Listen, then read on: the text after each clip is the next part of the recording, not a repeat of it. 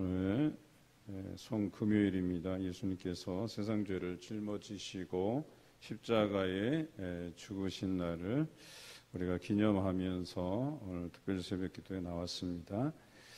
24장에는 예수님께서 장사 지내시고 안식 후 첫날 새벽에 여자들이 준비한 향품을 가지고 무덤에 갔으나 그 무덤에서 무덤 문이 옮겨진 것을 보고 그 안에 들어가 보니 예수님의 시체가 보이지 않았던 것을 발견하게 됩니다.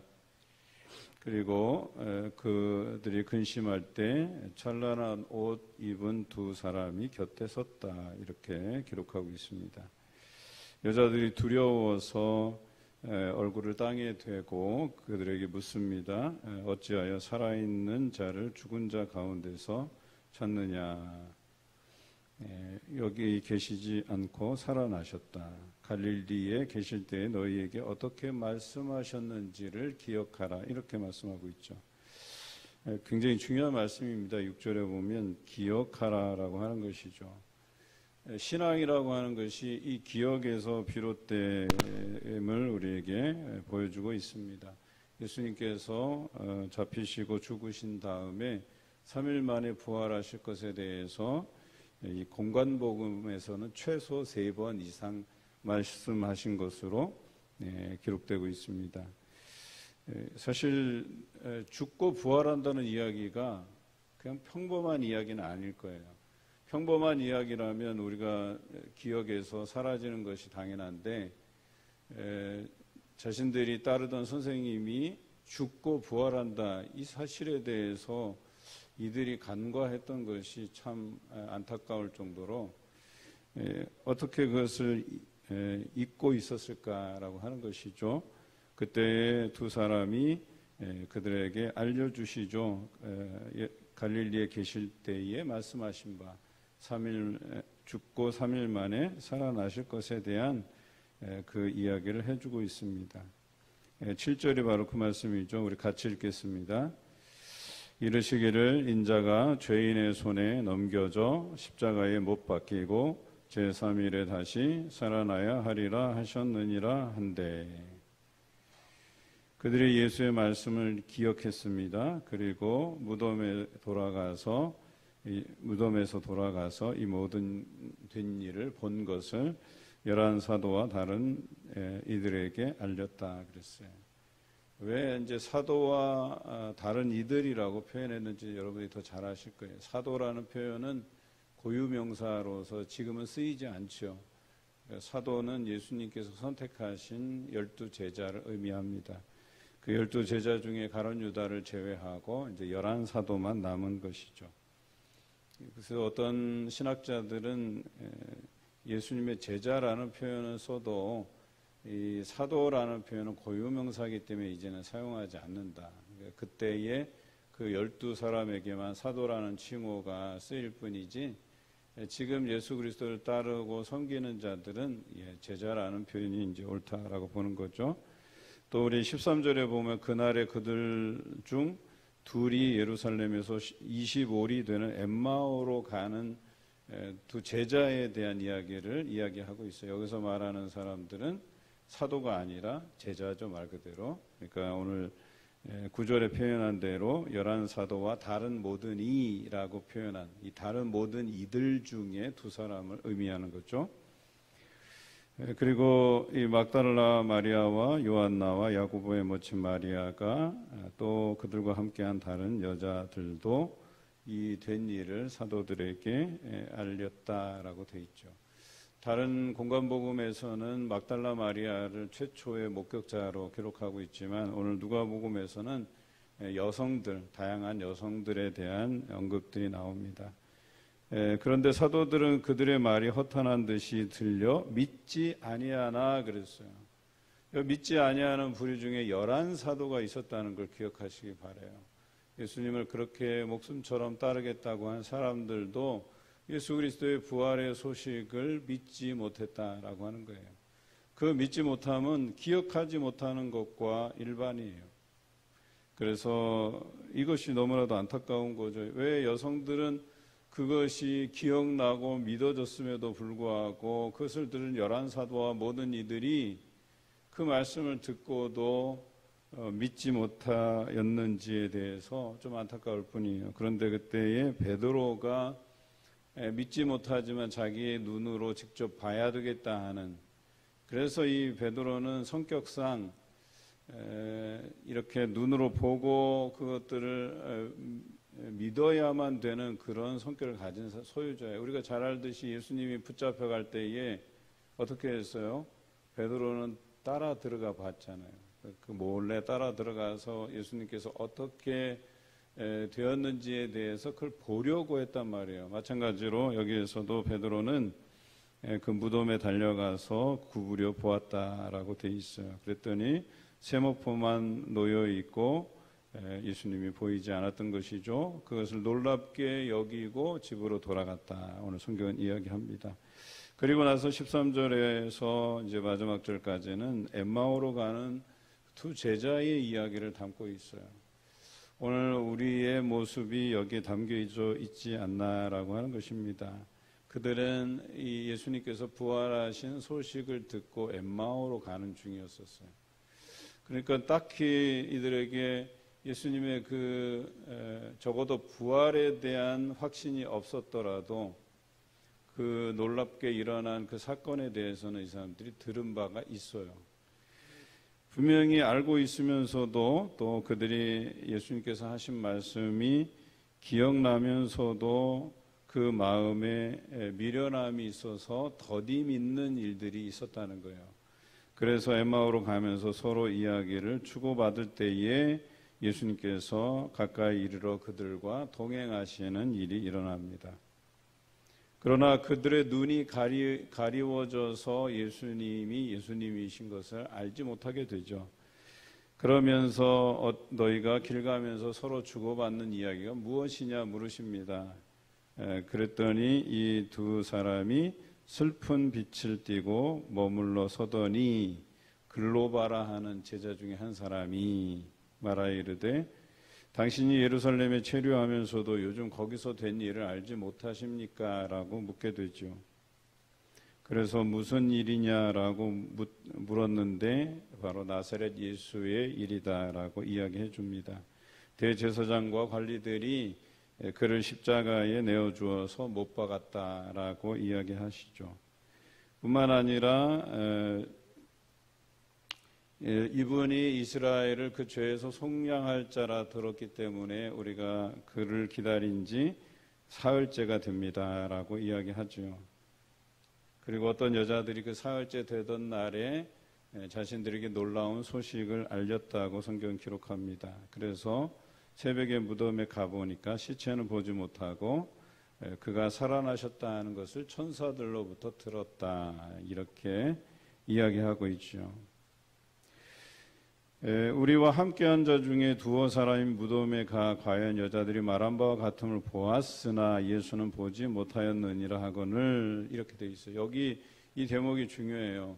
그러니까 예수님이 그곳에 있지 아니하셨던 것을 보았다라 그랬어요. 그런데 그 여인들이 들었던 것은 예수님이 살아나셨다라고 하는 것을 들었어요. 그런데 그 이야기를 듣고 가본 두어 사람의 제자들은 예수님이 그곳에 계시지 않은 빈무덤만 보았다라고 하는 것이죠. 이게 신앙의 괴리라고 하는 거예요.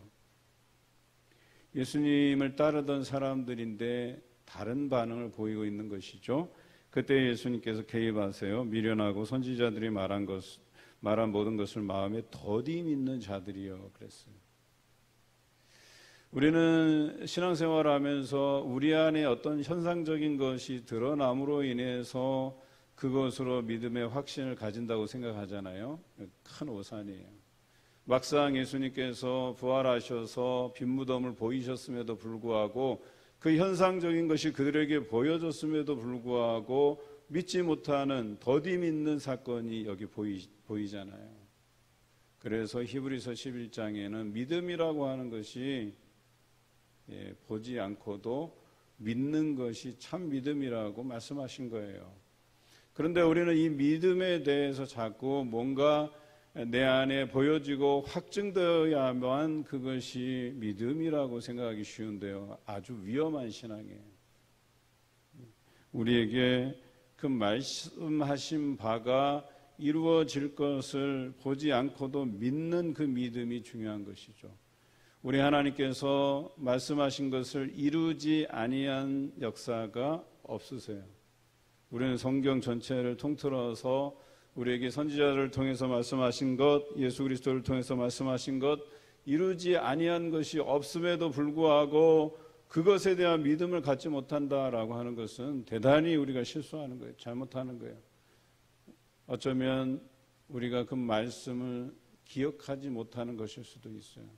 아니면 정말 안타까운 이야기인데 내가 예수 그리스도를 믿는다 하노라 하면서 성경도 전체 한번 읽어보지 못하는 그 안타까운 현실에 허덕이고 있는 거예요.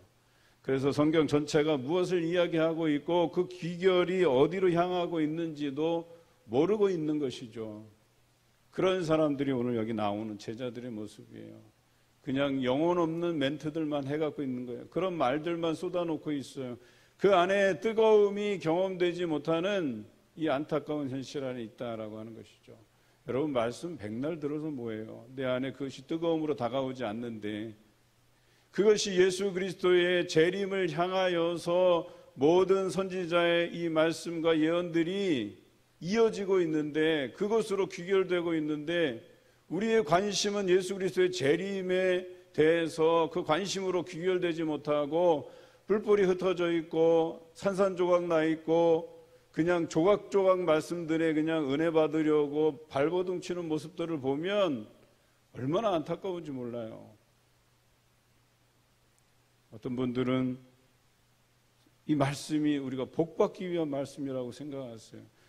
물론 우리가 하나님께서 우리에게 향한 계획이 복과 은혜인 것은 누구나도 다 알 수 있는 거예요. 그런데 그 말씀의 귀결이 어디로 향하고 있는지 그 복과 은혜가 어디로 향하고 있는지를 보아야죠. 우리가 말씀에서 백날 복과 은혜를 그렇게 선포하고 들어본들 우리에게 어떤 뜨거움이 있겠냐라고 하는 거예요.